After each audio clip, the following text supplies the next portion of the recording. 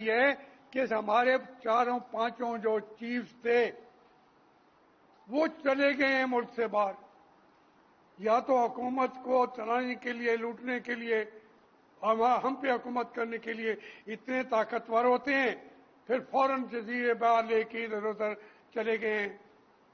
6-7 کو یہ ہمیں تانا دے رہا ہے ہندوستان، میں نہیں کہہ رہا، یہ تو لکھ دیں کہ وہ تانا دے رہا ہے کہ ملک سے باہر کیوں بیٹھے ہیں۔ یہ باتیں جو ہیں وہ ان کو ہم لکھتے نہیں ہیں۔ میں تو پھر یہی کہوں گا کہ ان کو پیچھے اب نہ ہٹے تو خونی انقلاب آئے گا۔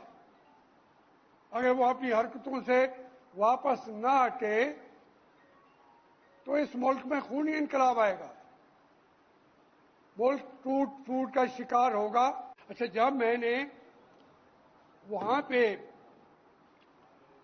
جب دھرنا تھا، میں نے ملتان سے کوشش کی، عمران خان کو سمجھاتا گیا، سمجھاتا رہا کہ یار یہ ملک کے ساتھ، آئین کے ساتھ غداری ہوگی۔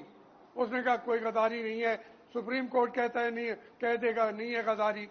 اس حکومت کو انہوں نے اسی وقت اسی دھرنے میں ختم کرنا تھا۔ عوام نے صدر پہ بھی پہنچ گئے تھے، وزیر اعظم ہاؤس پہ بھی۔ میں نے پریس کانفرنس کر کے 3 سال مزید دلائے مسلم لیگ کی حکومت کو۔ میں تو نہیں تھا مسلم لیگ کی حکومت میں، ان کو دلایا کہ جو خرابیاں ہیں ان سب کو دور کریں، آپ کے پیچھے پڑی ہوئی ہے۔ انہوں نے مجھ سے بات بھی نہ کی، نہیں کی، نہ کریں۔ تو یہ اس ملک کو لوگوں نے لاوارث بنا لیا ہوا ہے۔ یہ الاٹمنٹ کے آرڈرز ہیں، ہر ایک جو لکھوا لیتا ہے کسی سے بھی، وہ آ کے جگہ کو چھینتا ہے، بیٹھتا ہے، کہتا ہے میرا نام الاٹ ہو گیا ہے۔ پاکستان بھی کسی دن کوئی الاٹ کر دے گا، کر دیا ابھی بھی، کاغذ تیار کر دیے گئے ہیں پاکستان کے الاٹمنٹ کے، دستخط ہونا باقی ہیں۔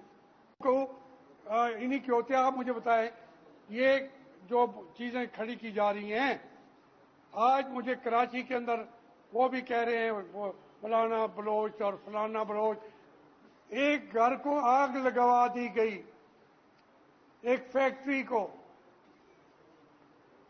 وہ اس MQM کا مائی باپ کون تھا؟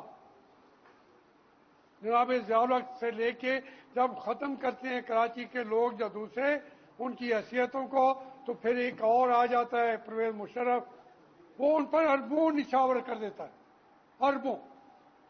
اور وہ ادھر سے مل رہے ہوتے ہیں، انڈیا سے بھی مل رہے ہوتے ہیں، بھارت بھی دے رہا ہے، ہم بھی دے رہے ہیں۔ دے کون رہا ہے؟ ہماری عسکری قیادت دے رہی ہے۔ ہماری عسکری قیادت نے اس ملک کو تباہ کر دیا ہے۔ جب انہیں کہا جاتا ہے کہ تم نے تباہ کر دیا ہے، یہ کام نہیں کر سکتے، مت کرو، نہ تم نے ملک بنایا ہے نہ چلا سکتے ہو، اپنے گھروں میں بیٹھو۔ تنخواہیں تو ہماری امریکہ کے جنرلوں سے بڑی ہیں، انڈیا کے جنرلوں سے 10 نہیں 100 گنا زیادہ ہے پاکستان کا جنرل پڑتا ہے انڈیا کے کمانڈر ان چیف سے۔ سب کچھ کھا جاتے ہیں، پھر کہتے ہیں جی ہمارا نام کیوں لیتے ہو؟ بھائی اللہ کے بندو، ہمارا احتساب کیا تم نے، کرتے ہو، تمہارا احتساب کیوں نہ کریں؟ کیوں نہیں ہمارا حق؟ کیوں چوریاں کرتے ہو؟